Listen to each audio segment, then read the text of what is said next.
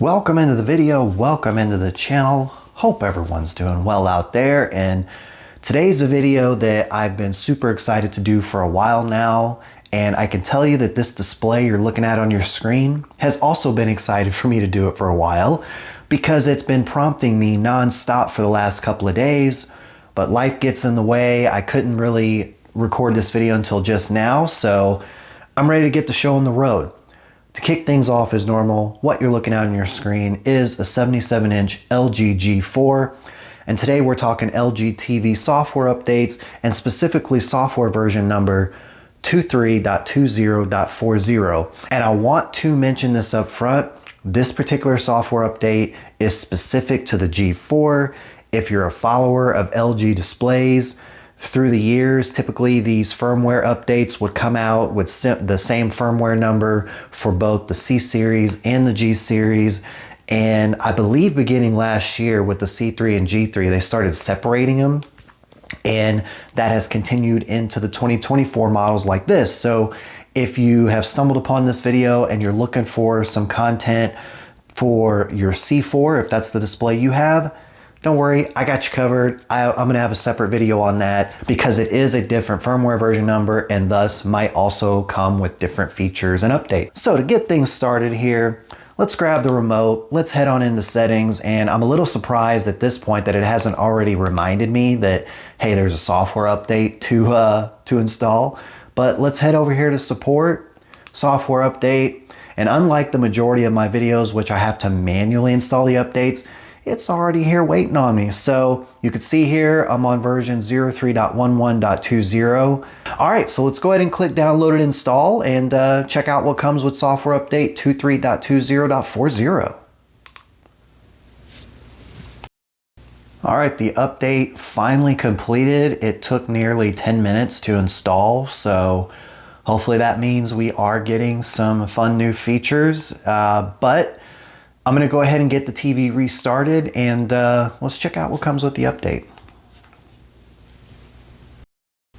All right, and here we are.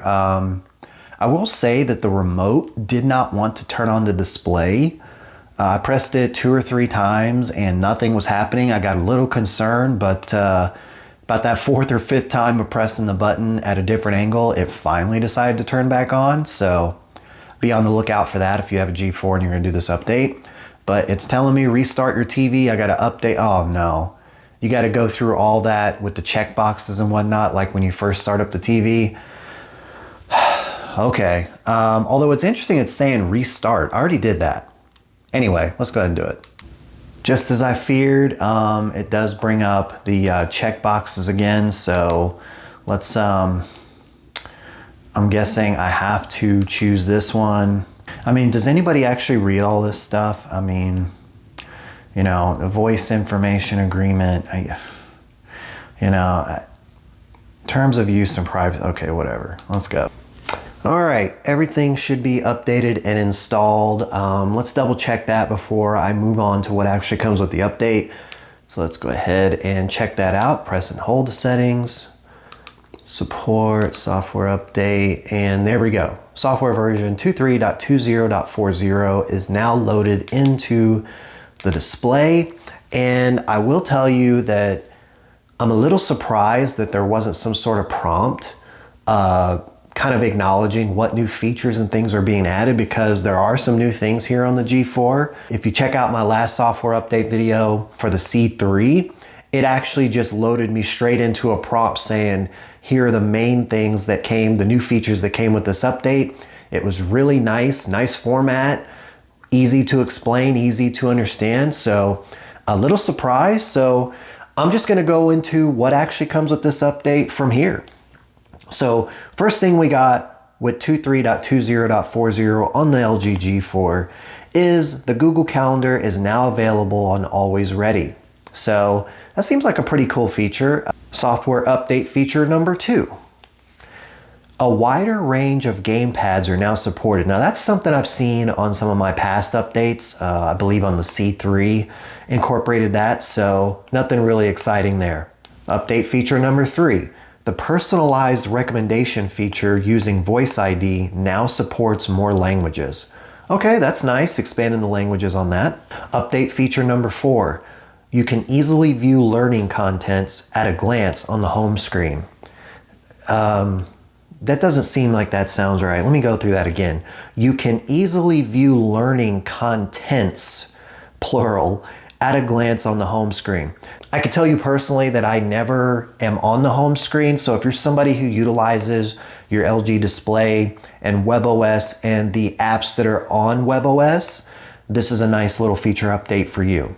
Update feature number 5, you can view the latest news when you open the TV web browser. Who uses the TV web browser? I mean, okay, moving on. Number 6, when you cast your phone to your TV, the TV will automatically power on, not for all models. So I like this. I think I mentioned this in a prior video, but back in the day when you used to have to plug in like a dongle to cast things from your devices, I used to be a big user of that sort of thing. It's pretty cool. I kind of went away from it once I just started utilizing something like an Apple TV 4K, but if you're somebody that still does casting, this is a nice little feature. So, number 7, you can add more sports leagues in the sports alert. I like this. Now, I'm not sure why this is not a standard sort of thing that came with the display in WebOS. If you're a sports fan like myself, this is a nice feature. If you find yourself on the home screen and utilize the apps on the TV. Number 8, more apps support MultiView now. Okay, this could be my favorite feature update that I've talked about so far, if it works the way that I hope it does. Something tells me by the wording there that it's not going to work that way, and let me kind of briefly explain where this would be valuable to someone like me. I want the ability to be able to have one part of MultiView be, say, for gaming. So I'm playing a game on PS5. But the other part of MultiView, I want it to be on, say, the input where my Apple TV 4K is, and I have, say, a college football or an NFL game on. So in other words, I can be playing the game on one side of the display with the audio from the game coming through, and then I can have the game in real time playing on the other one so that I can see what's going on. I don't need to hear the commentary or anything. I can see what's going on. I can see the score. That's where MultiView would be awesome for me. Leave me a comment below if you see it the same way. However, I'm a little bit curious based on that wording where it says apps. It seems like it's still tied with the apps in WebOS. In other words, you can only run 2 of those at the same time.